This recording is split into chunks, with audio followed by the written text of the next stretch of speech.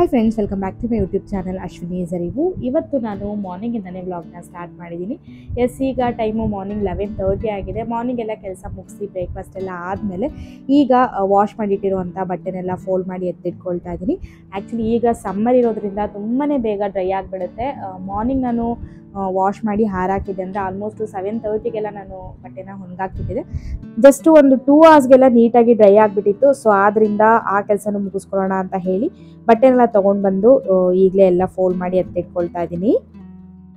ನಾನು ಮನೆಗೆ every month ಕೂಡ ಹೋಗಿ ಗ್ರಾಸರೀಸ್ನ ತೊಗೊಂಡು ಬರ್ತೀನಿ. ಅಂದರೆ ಯಾವಾಗಲೂ ಜಸ್ಟ್ 1 ಮಂತಿಗೆ ಎಷ್ಟಾಗುತ್ತೋ ಅಷ್ಟು ಮಾತ್ರ ನೋಡ್ಕೊಂಡು ನಾನು ಗ್ರಾಸರಿನ ಶಾಪ್ ಮಾಡ್ಕೊಂಡು ಬರ್ತೀನಿ. ಕೆಲವೊಂದು ಐಟಮ್ಸ್ಗಳನ್ನ ಮಂತ್ಲಿ ಒನ್ಸು ಫಿಲ್ ಮಾಡ್ಕೊಳ್ತೀನಿ ಬಾಕ್ಸ್ಗಳಲ್ಲಿ. ಆಮೇಲೆ ಇನ್ನೂ ಕೆಲವೊಂದು ಇಂಗ್ರೀಡಿಯೆಂಟ್ಸ್ಗಳನ್ನ 15 ಡೇಸ್ ಒನ್ಸಿಗೆ ನಾನು ಫಿಲ್ ಮಾಡ್ಕೊಳ್ತೀನಿ. ಅಂದರೆ ಯಾವುದೆಲ್ಲ ಸ್ಮಾಲ್ ಕಂಟೈನರ್ಗಳಲ್ಲಿ ನಾನು ಫುಡ್ ಐಟಮ್ನ ಸ್ಟೋರ್ ಮಾಡ್ಕೊಳ್ತೀನೋ ಅದನ್ನು ಒಂದು 15 ಡೇಸ್ಗೆ ಮತ್ತೆ ಫಿಲ್ ಮಾಡ್ಕೊಳ್ತೀನಿ. ಬಿಗ್ ಬಾಕ್ಸಲ್ಲಿ ಇರೋದೆಲ್ಲ ಆಲ್ಮೋಸ್ಟ್ ನನಗೆ 1 ಮಂತ್ವರೆಗೂ ಬರುತ್ತೆ. ಅದೇ ರೀತಿ ಮನೆಯಲ್ಲಿ ಕೆಲವೊಂದು ಇಂಗ್ರೀಡಿಯೆಂಟ್ಸ್ಗಳನ್ನ ಬಾಕ್ಸಲ್ಲಿ ಫಿಲ್ ಮಾಡಿ ಇಡೋದಿತ್ತು. ಆ ಕೆಲಸನೂ ಕೂಡ ಮುಗಿಸ್ಕೊಳ್ಳೋಣ ಅಂತ ಹೇಳಿ ಎಲ್ಲನೂ ಒಟ್ಟಿಗೆ ಮಾಡ್ಕೊಳ್ತಾ ಇದ್ದೀನಿ. ಲೈಕ್ ಶುಗರ್ ಆಗಿರಬಹುದು, ಹಾಗೆ ಚಿಲ್ಲಿ ಪೌಡರು, ಬೆಲ್ಲ, ಹೀಗೆ ಕೆಲವೊಂದು ಐಟಮ್ಸ್ಗಳನ್ನ ಫಿಲ್ ಮಾಡಿ ಇಡೋದಿತ್ತು. ಸೊ ಅದರಿಂದ ಅದನ್ನೆಲ್ಲ ಮಾಡ್ಕೊಳ್ತಾ ಇದ್ದೀನಿ. ಅದಾದ ನಂತರ ನಾನು ನಿಮಗೆಲ್ಲ ಗೊತ್ತಿರೋ ಹಾಗೆ ಲಾಸ್ಟ್ ವೀಕು ಲೂಲು ಮಾಲ್ಗೆ ಹೋಗಿದ್ದೆ. ಅಲ್ಲಿ ಹೋದಾಗ್ಲೇ ರೈಸ್ನು ಕೂಡ ತೊಗೊಂಡು ಬಂದಿದೆ. ಅಂದರೆ ನಾನು ಯೂಶಲಿ ಸ್ಟಾರ್ ಮಾರ್ಕೆಟಲ್ಲೇ ತೊಗೊಂಡು ಬರ್ತೀನಿ, ಬಟ್ ಅಲ್ಲಿಗೆ ಕಂಪೇರ್ ಮಾಡಿದ್ರೆ ಲೂಲು ಮಾರ್ಕೆಟಲ್ಲಿ ಸ್ವಲ್ಪ ಪ್ರೈಸು ಕಡಿಮೆ ಇತ್ತು ಅಂತ ಅನ್ನಿಸ್ತು. ಸೊ ಆದ್ದರಿಂದ ಈ ಸರಿ ಅಲ್ಲಿಂದಲೇ ನಾನು ರೈಸ್ ಬ್ಯಾಗ್ನ ತೊಗೊಂಡು ಬಂದುಬಿಟ್ಟಿದೆ. ಸೊ ಈಗ ಅದನ್ನು ಕೂಡ ಬಾಕ್ಸ್ ಒಳಗಡೆ ಫಿಲ್ ಮಾಡಿ ಇಟ್ಕೊಳ್ತಾ ಇದ್ದೀನಿ.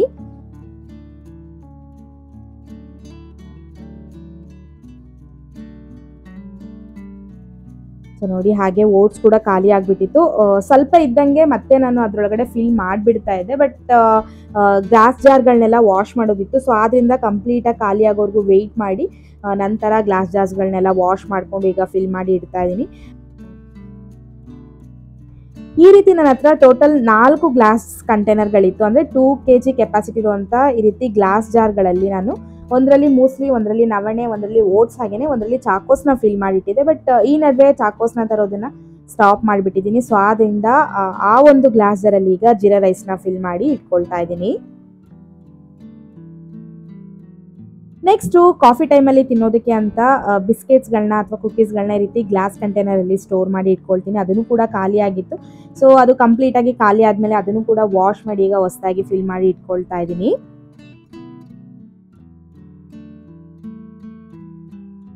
ನಾನು ಯೂಶಲಿ ಗ್ರಾಸರಿ ಐಟಮ್ಸ್ಗಳನ್ನ ತೊಗೊಂಡು ಬಂದಾಗಲೇ ಎಲ್ಲನೂ ನಾನು ಬಾಕ್ಸ್ಗಳಲ್ಲಿ ಫಿಲ್ ಮಾಡಿ ಇಟ್ಕೊಂಡು ಬಿಡ್ತೀನಿ. ಬಟ್ ಸಮ್ಟೈಮ್ಸ್ ಏನಾದರೂ ಆಲ್ರೆಡಿ ಸ್ವಲ್ಪ ಬಾಕ್ಸಲ್ಲಿ ಇತ್ತು ಅಂತ ಹೇಳಿದ್ರೆ ಅದು ಕಂಪ್ಲೀಟಾಗಿ ಖಾಲಿ ಆದಮೇಲೆ ಹಾಕ್ಕೊಳ್ಳೋಣ ಅಂತ ಹೇಳಿ ಹಾಗೆ ಬಿಟ್ಬಿಟ್ಟಿರ್ತೀನಿ.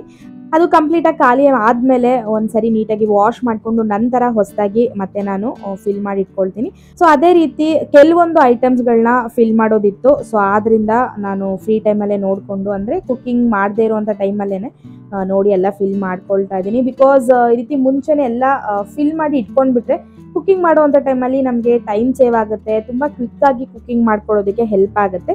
ಸೊ ಆದ್ದರಿಂದ ನಾನು ಫ್ರೀ ಟೈಮಲ್ಲೇ ಈ ರೀತಿ ಖಾಲಿಯಾಗಿರುವಂಥ ಇಂಗ್ರೀಡಿಯೆಂಟ್ಸ್ಗಳನ್ನೆಲ್ಲ ಬಾಕ್ಸಲ್ಲಿ ಫಿಲ್ ಮಾಡಿ ಇಟ್ಕೊಂಡು ಬಿಡ್ತೀನಿ.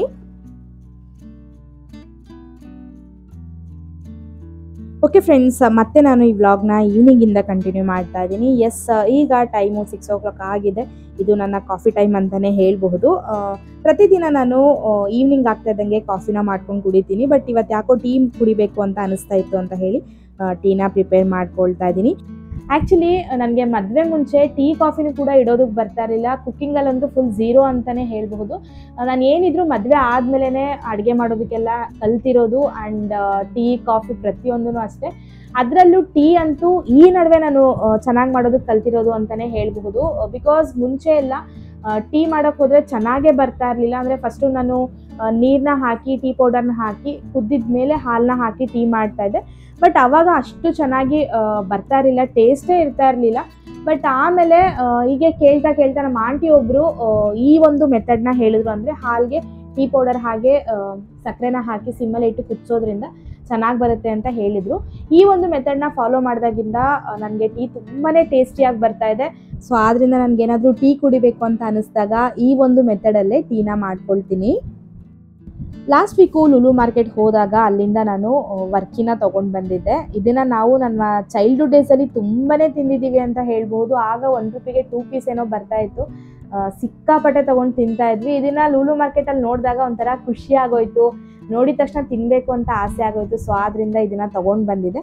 ಇದನ್ನು ನಾವೆಲ್ಲ ವರ್ಕಿ ಅಂತಲೇ ಕರಿತಾ ಇದ್ವಿ. ಈ ವರ್ಕಿ ಟೀ ಅಥವಾ ಕಾಫಿ ಒಟ್ಟಿಗೆ ಒಂದು ಒಳ್ಳೆ ಕಾಂಬಿನೇಷನ್ ಅಂತಲೇ ಹೇಳಬಹುದು. ಸೊ ಆದ್ದರಿಂದ ಇವತ್ತಿನ ಟೀ ಜೊತೆಗೆ ವರ್ಕಿನೂ ಸಹ ತಗೊಂಡಿದ್ದೀನಿ. ಓಕೆ ಫ್ರೆಂಡ್ಸ್, ಬಾಲ್ಕನಿಯಲ್ಲಿ ಕೂತು ಟೀನ ಕುಡಿದು ಸುಮಾರು ಹೊತ್ತು ಟೈಮ್ನ ಅಲ್ಲೇ ಸ್ಪೆಂಡ್ ಮಾಡಿದ್ವಿ. ಈಗ ಮತ್ತೆ ನೈಟ್ ಡಿನ್ನರ್ನ ಪ್ರಿಪೇರ್ ಮಾಡೋಣ ಅಂತ ಹೇಳಿ ಬಂದಿದ್ದೀನಿ. ಇವತ್ತಿನ ನೈಟ್ಗೆ ಒಂದು ಸ್ಪೆಷಲ್ ಐಟಮ್ನ ಪ್ರಿಪೇರ್ ಮಾಡ್ತಿದ್ದೀನಿ ಅಂತಲೇ ಹೇಳಬಹುದು. ಸೊ ಆದ್ದರಿಂದ ಇವಾಗ ಅದಕ್ಕೆಲ್ಲ ಏನೆಲ್ಲ ವೆಜಿಟೇಬಲ್ಸ್ಗಳು ಬೇಕೋ ಅದನ್ನು ಕಟ್ ಮಾಡಿ ರೆಡಿ ಇಟ್ಕೊಳ್ತಾ ಇದ್ದೀನಿ. ಮುಂಚೆ ಎಲ್ಲ ಕುಕ್ಕಿಂಗ್ ಮಾಡುವಂಥ ಟೈಮಲ್ಲಿ ವೆಜಿಟೇಬಲ್ಸ್ಗಳನ್ನ ಕಟ್ಟಿಂಗ್ ಮಾಡ್ಕೊಳ್ಳೋದ್ರಲ್ಲೇ ಸುಮಾರು ಟೈಮ್ ಹೋಗ್ಬಿಡ್ತಿತ್ತು. ಬಟ್ ನಿಮಗೆಲ್ಲ ಗೊತ್ತಿರೋ ಹಾಗೆ ನಾನು ತೊಗೊಂಡಿರುವಂಥ ಮಿಕ್ಸಿನಲ್ಲಿ ಒಂದು ಚಾಪರ್ನ ಕೊಟ್ಟಿರೋದ್ರಿಂದ ನನಗೆ ಕೆಲಸ ಸ್ವಲ್ಪ ಈಸಿ ಆಗಿದೆ ಅಂತಲೇ ಹೇಳಬಹುದು. ಬಿಕಾಸ್ ಈ ರೀತಿ ಸ್ವಲ್ಪ ಜಾಸ್ತಿ ವೆಜಿಟೇಬಲ್ಸ್ಗಳಿದ್ದಾಗ ನಾನು ಚಾಪರ್ನ ಯೂಸ್ ಮಾಡಿಕೊಂಡು ಎಲ್ಲ ವೆಜಿಟೇಬಲ್ಸ್ಗಳನ್ನ ಚಾಪ್ ಮಾಡ್ಕೊಂಡು ಬಿಡ್ತೀನಿ. ಅಂದರೆ ಡೈರೆಕ್ಟಾಗಿ ಹಾಗೇ ಹಾಕೊಳ್ಳೋದಕ್ಕಾಗೋದಿಲ್ಲ. ರಫಾಗಿ ಕಟ್ ಮಾಡಿಕೊಂಡು ನಾವು ಜಾರಲ್ಲಿ ಹಾಕ್ಕೊಳ್ಬೇಕಾಗತ್ತೆ. ಸೊ ಆದ್ದರಿಂದ ಈರುಳ್ಳಿ ಹಾಗೆ ಟೊಮ್ಯಾಟೊನ ರಫಾಗಿ ಕಟ್ ಮಾಡಿಕೊಂಡು ಎರಡೂ ಕೂಡ ಸಪ್ರೇಟಾಗಿ ನಾನಿವಾಗ ಚಾಪ್ ಮಾಡ್ಕೊಂಡು ಬಿಡ್ತೀನಿ.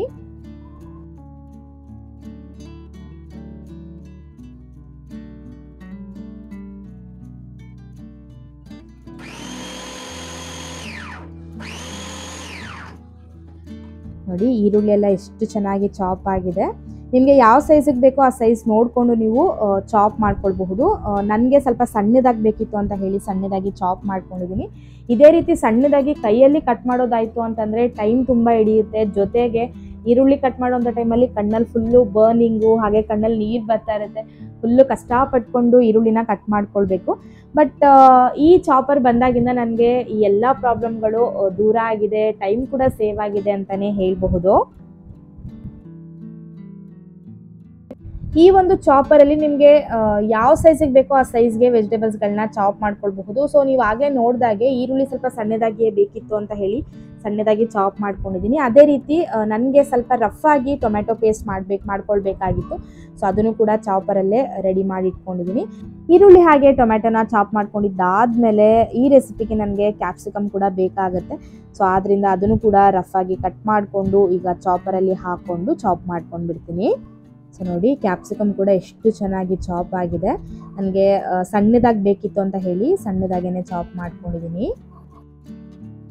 ಈಗಂತೂ ಎಲ್ಲ ಕಡೆ ವಾಟರ್ ಪ್ರಾಬ್ಲಮ್ ಸ್ಟಾರ್ಟ್ ಆಗಿಬಿಟ್ಟಿದೆ. ಅದೇ ರೀತಿ ನಮ್ಮ ಅಪಾರ್ಟ್ಮೆಂಟಲ್ಲೂ ಕೂಡ ವಾಟರ್ ಪ್ರಾಬ್ಲಮ್ ಇರೋದ್ರಿಂದ ಕುಡಿಯೋ ನೀರನ್ನ ಮಾರ್ನಿಂಗ್ 1 ಅವರ್ ಹಾಗೆ ನೈಟ್ 1 ಅವರ್ ಮಾತ್ರ ನಮಗೆ ಬಿಡ್ತಾರೆ. ಆ ಟೈಮಲ್ಲಿ ನೋಡಿಕೊಂಡು ನಾವು ಕುಡಿಯೋದಕ್ಕೆ ಹಾಗೆಯೇ ಅಡುಗೆಗೆಲ್ಲ ಎತ್ತಿ ಇಟ್ಕೊಂಡು ಬಿಡಬೇಕು. ಮಾರ್ನಿಂಗ್ 6:30 to 7:30ಗೆ ಬಿಡ್ತಾರೆ. ಹಾಗೆಯೇ ನೈಟ್ 8:30ಇಂದ 9:30ಗೆ ಬಿಡ್ತಾರೆ. ಸೊ ನನಗೆ ಎಲ್ಲಿ ಮಿಸ್ ಆಗಿಬಿಡುತ್ತೋ ಅಂತ ಹೇಳಿ 8:30ಗೆ ಅಲಾರಾಮ್ನ ಸೆಟ್ ಮಾಡಿ ಇಟ್ಕೊಂಡಿರ್ತೀನಿ. ಸೊ ಈಗ ಟೈಮ್ ಆಗಿತ್ತು. ಸೊ ಆದ್ದರಿಂದ ಫಸ್ಟು ಕುಡಿಯೋದಕ್ಕೆಲ್ಲ ನೀರನ್ನ ಎತ್ತಿಟ್ಕೊಂಡು ನಂತರ ಕುಕ್ಕಿಂಗ್ನ ಮಾಡ್ಕೊಳ್ಳೋಣ ಅಂತ ಹೇಳಿ ಆ ಕೆಲಸನ ಮುಗಿಸ್ಕೊಳ್ತಾ ಇದ್ದೀನಿ. ಸೊ ನೋಡಿ ಎಲ್ಲ ಬಾಟಲಲ್ಲೂ ಕೂಡ ಕುಡಿಯೋದಕ್ಕೆ ನೀರನ್ನ ಸ್ಟೋರ್ ಮಾಡಿ ಇಟ್ಕೊಂಡಿದ್ದೀನಿ. ಕುಕ್ಕಿಂಗ್ ಮಾಡೋದಕ್ಕೆ ವಾಟರ್ ಫಿಲ್ಟರಲ್ಲೇ ಒಂದು 5 ಲೀಟರಷ್ಟು ಸ್ಟೋರ್ ಆಗಿರುತ್ತೆ. ಸೊ ಅದೇ ನನಗೆ ಯೂಸ್ ಆಗುತ್ತೆ. ನಿಮಗೆಲ್ಲ ಗೊತ್ತಿರೋ ಹಾಗೆ ಲಾಸ್ಟ್ ವೀಕು ನಾನು ಲುಲು ಮಾರ್ಕೆಟ್ಗೆ ಹೋಗಿದ್ದೆ. ಸೊ ಆಗ ನಮ್ಮ ಹಸ್ಬೆಂಡು ಅಲ್ಲಿಂದ ಕುಬ್ಬೂಸ್ಗಳನ್ನ ತೊಗೊಂಡು ಬಂದಿದ್ದಾರೆ. ಆ್ಯಕ್ಚುಲಿ ಇದರಿಂದ ಏನು ರೆಸಿಪಿ ಮಾಡೋದು ಅನ್ನೋದೇ ನನಗೆ ಅಷ್ಟು ಐಡಿಯಾ ಇರಲಿಲ್ಲ. ನಮ್ಮ ಹಸ್ಬೆಂಡು ಯೂಟ್ಯೂಬ್ ನೋಡ್ಕೊಂಡು ಮಾಡಿದ್ರೆ ಆಯಿತು ಅಂತ ಹೇಳಿ ತೊಗೊಂಡು ಬಂದರು. ಬಟ್ ಯೂಟ್ಯೂಬಲ್ಲಿ ಸರ್ಚ್ ಮಾಡಿದ್ರೆ ಅಷ್ಟಾಗೇನು ನನಗೆ ಸ್ಪೆಷಲ್ ಕಾಣಿಸ್ಲಿಲ್ಲ. ಸೊ ಆದ್ದರಿಂದ ನಮ್ಮ ಹಸ್ಬೆಂಡ್ನ ಕೇಳಿದ್ದಕ್ಕೆ ಇದ್ರ ಜೊತೆಗೆ ಸ್ವಲ್ಪ ಎಗ್ ಬುರ್ಜಿನ ಮಾಡಿಬಿಡು, ಕಾಂಬಿನೇಷನ್ ಚೆನ್ನಾಗಿರುತ್ತೆ ಅಂತ ಹೇಳಿದ್ರು. ಸೊ ಆದ್ದರಿಂದ ಎಗ್ ಬುರ್ಜಿನ ಮಾಡೋಣ ಅಂತ ಹೇಳಿ ಎಗ್ನೆಲ್ಲ ಒಂದು ಬೌಲ್ ಒಳಗಡೆ ಒಡೆದು ಹಾಕ್ಕೊಳ್ತಾ ಇದ್ದೀನಿ. ಎಗ್ನೆಲ್ಲ ಒಡೆದು ಹಾಕ್ಕೊಂಡಿದ್ದಾದಮೇಲೆ ಈಗ ಅದನ್ನು ಬೀಟ್ ಮಾಡಿ ರೆಡಿ ಮಾಡಿ ಇಟ್ಕೊಂಡು ಬಿಡ್ತೀನಿ. ಎಗ್ ಬುರ್ಜಿನೂ ಅಷ್ಟೇ ಒಬ್ಬೊಬ್ಬರು ಒಂದೊಂದು ರೀತಿ ಮಾಡ್ತಾರೆ. ಬಟ್ ನಾನು ಈ ಒಂದು ಮೆಥಡ್ನ ಫಾಲೋ ಮಾಡ್ತೀನಿ.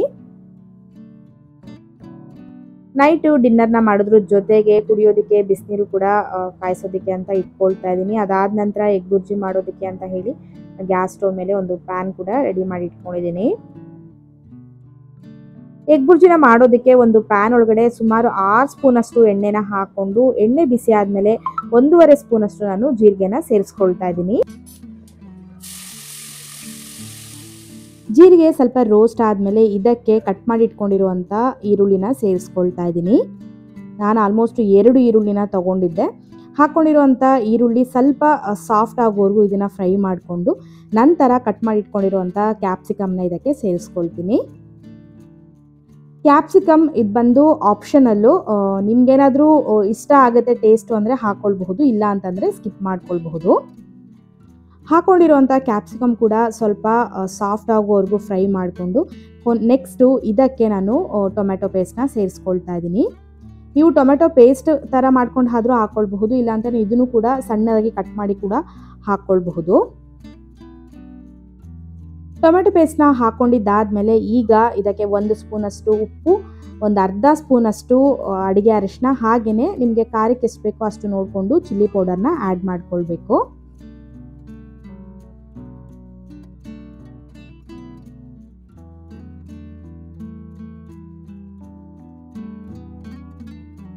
ಚಿಲ್ಲಿ ಪೌಡರ್ ಹಾಗೆ ಅರಿಶಿನ ಪುಡಿನ ಹಾಕ್ಕೊಂಡು ಮಿಕ್ಸ್ ಮಾಡ್ಕೊಂಡಿದ್ದಾದಮೇಲೆ ಈಗ ಇದಕ್ಕೆ ಒಂದು ಅರ್ಧ ಸ್ಪೂನಷ್ಟು ಗರಂ ಮಸಾಲ ಹಾಗೆಯೇ 1 ಸ್ಪೂನಷ್ಟು ಧನಿಯಾ ಪೌಡರ್ನ ಹಾಕ್ಕೊಂಡು ನೀಟಾಗಿ ಮಿಕ್ಸ್ ಮಾಡ್ಕೊಳ್ತೀನಿ.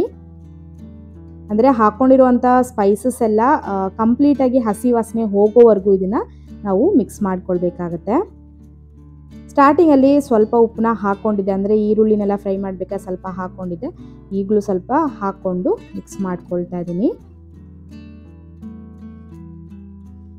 ನೀಟಾಗೆಲ್ಲ ಕುಕ್ ಆದಮೇಲೆ ಈಗ ಬೀಟ್ ಮಾಡಿ ಇಟ್ಕೊಂಡಿರುವಂಥ ಎಗ್ನ ಇದಕ್ಕೆ ಸೇರಿಸ್ಕೊಂಡು ಚೆನ್ನಾಗಿ ಮಿಕ್ಸ್ ಮಾಡ್ಕೊಳ್ಬೇಕು. ಸ್ಟಾರ್ಟಿಂಗಲ್ಲಿ ಒಂಥರ ಲಿಕ್ವಿಡ್ ಟೈಪ್ ಅನಿಸುತ್ತೆ, ಬಟ್ ಮಿಕ್ಸ್ ಮಾಡ್ತಾ ಮಾಡ್ತಾ ಅದು ನೀಟಾಗಿ ಟೈಟ್ ಆಗಿಬಿಡುತ್ತೆ. ಆದಷ್ಟು ಮೀಡಿಯಮ್ ಫ್ಲೇಮಲ್ಲೇ ಇಟ್ಕೊಂಡು ಇದನ್ನು ನೀವು ಕುಕ್ ಮಾಡ್ಕೊಳ್ಬೇಕಾಗತ್ತೆ.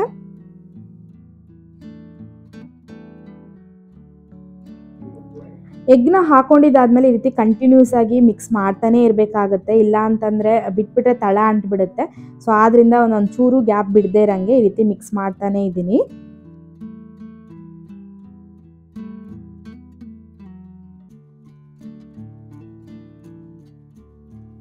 ನೋಡಿ, ಮಿಕ್ಸ್ ಮಾಡ್ತಾ ಮಾಡ್ತಾ ಆಲ್ಮೋಸ್ಟ್ ಎಗ್ ಬುರ್ಜಿ ಇವಾಗ ರೆಡಿ ಆಗಿದೆ. ಸೊ ಈಗ ಒಂದು ಅರ್ಧ ಸ್ಪೂನಷ್ಟು ಪೆಪ್ಪರ್ ಪೌಡರ್ನ ಇದಕ್ಕೆ ಆ್ಯಡ್ ಮಾಡ್ಕೊಳ್ತೀನಿ. ಪೆಪ್ಪರ್ ಪೌಡರ್ನ ಆ್ಯಡ್ ಮಾಡ್ಕೊಳ್ಳೋದ್ರಿಂದ ಟೇಸ್ಟು ಚೆನ್ನಾಗಿರುತ್ತೆ. ಜೊತೆಗೆ ಕೆಲವ್ರಿಗೆ ಎಗ್ ತಿನ್ನೋದ್ರಿಂದ ವಾಯು ಅಂತ ಹೇಳ್ತಾರಲ್ಲ, ಸೊ ಪೆಪ್ಪರ್ ಪೌಡರ್ನ ಹಾಕೋದ್ರಿಂದ ವಾಯು ಏನೂ ಆಗೋದಿಲ್ಲ. ಸೊ ಆದ್ದರಿಂದ ಕೊನೆಯದಾಗಿ ನಾನು ಸ್ವಲ್ಪ ಪೆಪ್ಪರ್ ಪೌಡರ್ನ ಹಾಕ್ಕೊಂಡು ಚೆನ್ನಾಗಿ ಮಿಕ್ಸ್ ಮಾಡ್ಕೊಂಡಿದ್ದೀನಿ.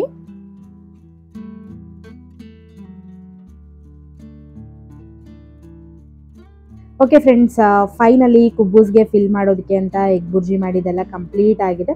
ಸೊ ಈಗ ನಾನು ಗ್ಯಾಸ್ ಫ್ಲೇಮ್ನ ಆಫ್ ಮಾಡಿಕೊಂಡು ಲಿಡ್ನ ಕ್ಲೋಸ್ ಮಾಡ್ಕೊಂಡು ಬಿಡ್ತೀನಿ.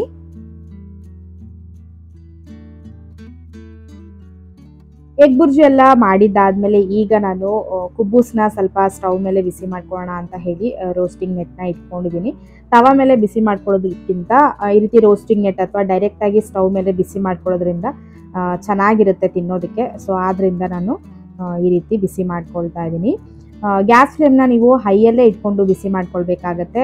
ಲೋ ಫ್ಲೇಮಲ್ಲಿ ಇಟ್ಬಿಟ್ರೆ ಈ ರೀತಿ ಟರ್ನ್ ಮಾಡೋಂಥ ಟೈಮಲ್ಲಿ ಗಾಳಿ ಬರುತ್ತಲ್ಲ, ಸೊ ಆವಾಗ ಗ್ಯಾಸು ಆಫ್ ಆಗುವಂಥ ಚಾನ್ಸಸ್ ಇರುತ್ತೆ. ಸೊ ಆದ್ದರಿಂದ ಹೈ ಫ್ಲೇಮಲ್ಲೇ ಇಟ್ಕೊಂಡು ಕುಬ್ಬೂಸ್ಗಳನ್ನ ಬಿಸಿ ಮಾಡ್ಕೊಳ್ತಾ ಇದ್ದೀನಿ.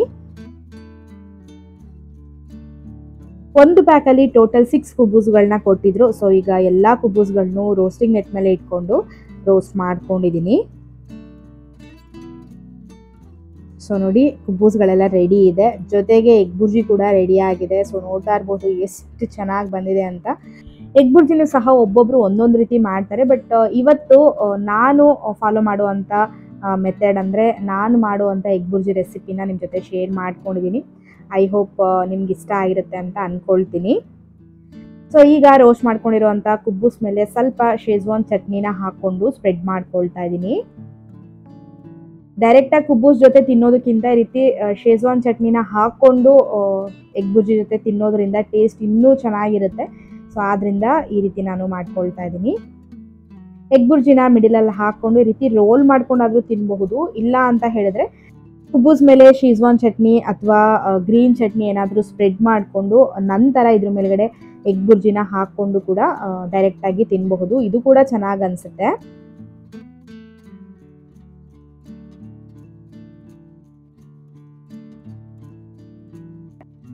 ಓಕೆ ಫ್ರೆಂಡ್ಸ್, ಇವತ್ತಿನ ವ್ಲಾಗ್ ಇಷ್ಟೇ. ಐ ಹೋಪ್ ಈ ವ್ಲಾಗ್ ನಿಮ್ಮೆಲ್ಲರಿಗೂ ಇಷ್ಟ ಆಗಿರುತ್ತೆ ಅಂತ ಅಂದ್ಕೊಳ್ತೀನಿ. ಜೊತೆಗೆ ಇವತ್ತು ನಾನು ಮಾಡಿರುವಂಥ ಎಗ್ ಬುರ್ಜಿ ರೆಸಿಪಿನ ನೀವು ಸಹ ನಿಮ್ಮ ಮನೆಗಳಲ್ಲಿ ಟ್ರೈ ಮಾಡಿ ನೋಡಿ.